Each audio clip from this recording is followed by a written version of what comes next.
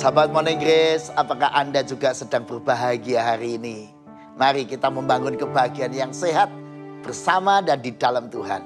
Mari kita berdoa. Ya Tuhan, kami ingin bahagia hari ini, waktu-waktu ini, setiap hari sampai selamanya.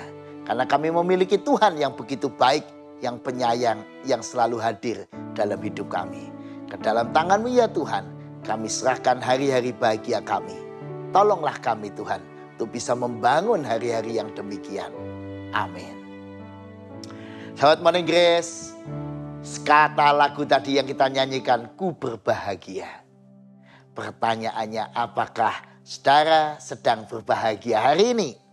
Banyak orang berkata, saya akan berbahagia kalau saya memiliki ini dan itu. Misalnya memiliki kekayaan yang cukup, memiliki kehidupan yang melimpah, atau memiliki rumah yang bagus, memiliki mobil yang mewah. Atau orang akan berkata, saya bahagia kalau saya tidak sedang sakit, kalau saya tidak sedang susah, kalau saya tidak ada masalah, saya bahagia. Ada yang lain lagi mengatakan, saya akan bahagia kalau saya berhasil mencapai cita-cita saya, kalau saya berhasil mendapatkan gelar, kalau saya berhasil mendapatkan jabatan yang tinggi itu. Atau orang mengatakan, saya bahagia kalau saya tidak gagal dalam perjuangan saya ini untuk mencapai tujuan itu. Kalau gagal, tidak jadi juara misalnya dalam sebuah lomba. Kalau gagal, tidak menjadi pemenang dalam sebuah pertandingan, ya lalu nggak bahagia. Jadi kebahagiaan orang demikian sangat tergantung dengan ini itu. Apa saja yang ada di luar dirinya. Dan itulah yang menjadi paradoks kebahagiaan. Semakin orang mengejar kebahagiaan yang material semacam itu, dia akan makin merasa kurang dan makin tidak bahagia. Semakin keras orang berusaha menjadi juara, kalau itu adalah kebahagiaannya, belum tentu dia setelah menjadi juara, dia akan betul-betul bahagia. Karena kebahagiaan yang bergantung pada sumber-sumber di luar dirinya akan sangat terbatas. Apalagi kalau sedang mengalami kesulitan, kesusahan, ya hilanglah kebahagiaannya. Nah, pertanyaannya adalah apakah hari ini saudara dan saya mau membangun kebahagiaan yang sehat. Bahagia yang sehat tidak tergantung dengan materi, tidak tergantung dengan situasi kondisi kita. Tapi tergantung seberapa dekat hubungan kita dengan Tuhan. Sebagaimana lagu yang tadi kita nyanyikan, ku berbahagia karena yakin teguh Yesus abadi kepunyaanku. Ini mirip sekali dengan kesaksian dari pemazmur di dalam Mazmur 116. Ayat 1 sampai ke 8. Mari kita simak Mazmur 116 1 sampai 8. Aku mengasihi Tuhan sebab ia mendengarkan suaraku dan permohonanku. Sebab ia menyendengkan telinganya kepadaku. Maka seumur hidupku aku akan berseru kepadanya. Tali-tali maut telah meliliti aku. Dan kegentaran terhadap dunia orang mati menimpa aku. Aku mengalami kesesakan dan kedukaan. Tetapi aku menyerukan nama Tuhan. Ya Tuhan, luputkanlah kiranya aku. Tuhan adalah pengasih dan adil, Allah kita penyayang.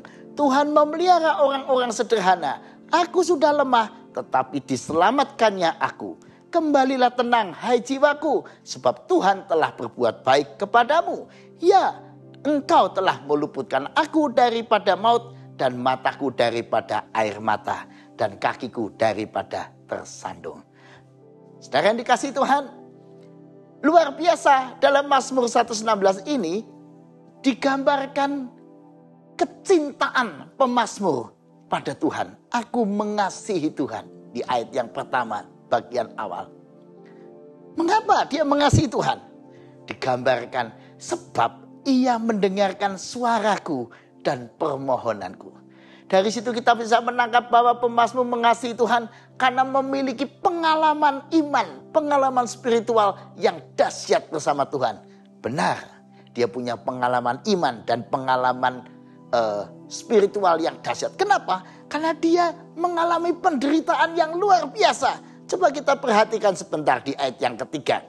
Tali-tali maut telah meliliti aku, dan kegentaran terhadap dunia orang mati menimpa aku. Aku mengalami kesesakan dan kedukaan.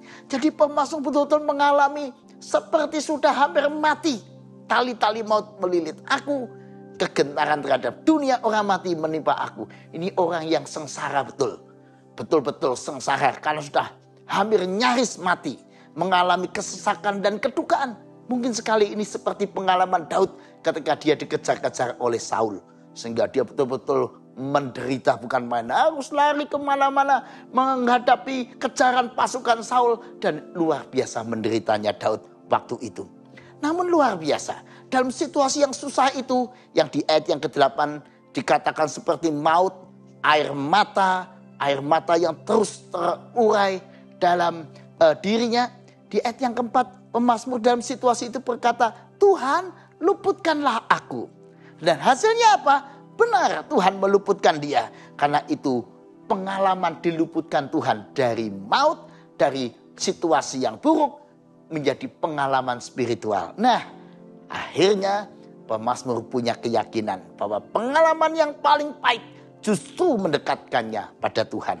Pengalaman hidup yang paling sulit, paling susah, justru membuat dia lebih akrab, bahkan makin mengenal Tuhan yang Maha Pengasih dan Penyayang. Justru memperkuat iman percayanya, makin membuat dia makin yakin dan makin mengasihi Tuhan. Jadi, bagi pemazmur, kesulitan, penderitaan, masalah bukan sesuatu yang membuat dia kehilangan kebahagiaan. Sebaliknya, kesulitan, penderitaan, kegagalan, hambatan makin membuat dia menikmati kebahagiaan. Sebab kebahagiaannya tidak bergantung pada segala sesuatu. Kalau dilihat dari situasi pemazmur, ya memang dia tidak punya alasan untuk berbahagia. Dia sedang dalam keadaan genting dan seterusnya. Namun dia berbahagia karena punya Tuhan yang pengasih dan penyayang yang menyertainya. Karena itu di ayat yang ke-7 menjadi sebuah gambaran yang indah. Kembalilah tenang hai jiwaku, sebab Tuhan telah berbuat baik kepadamu. Kapan kita bisa tenang? Bukan kalau tidak ada masalah. Kapan kita bisa tenang? Bukan kalau kita menikmati ini dan itu, memiliki ini dan itu, punya rumah besar dan seterusnya. Tapi kita tenang kalau kita punya keyakinan bahwa Tuhan yang baik dan penyayang itu senantiasa menemani kita, menemani perjalanan hidup kita. Nah, kalau itu yang kita rasakan, maka kita akan hidup penuh dengan syukur. Orang yang hidupnya penuh dengan syukur, dia bahagia. Sekalipun walaupun ada banyak masalah masih harus dihadapi. Jadi yang pertama, saudara, mari kita bahagia dengan terus membangun hidup yang penuh syukur. Apapun keadaan kita, mari kita terima apapun keadaannya, namun kita terus berjuang bersama Tuhan. Apapun keadaan kita, syukuri apa yang ada. Dan jalani hari-hari perjuangan kita bersama Tuhan. Yang kedua, mari kita hidup mengandalkan Tuhan. Jadikan Tuhan sumber gembira kita, sumber kekuatan kita. Kalau Tuhan menjadi kekuatan kita, andalan kita, kita tenang walaupun persoalan silih berganti. Yang ketiga, kita akan berbahagia kalau kita rajin berbuat baik pada sesama. Kalau Tuhan baik pada kita, ayo kita baik juga pada sesama. Yang keempat, mari kita jaga gaya hidup kita, bijak dalam pola makan kita, pola mengatur waktu kita dan sebagainya. Sehingga dengan hidup bijak, gaya hidup yang sehat, pola waktu yang baik, manajemen kegiatan yang sehat, maka kita akan hidup dengan seimbang, hidup dengan baik. Kita bisa melaksanakan fungsi-fungsi kita sebagai orang tua, sebagai pekerja, sebagai anggota masyarakat dan seterusnya dengan baik.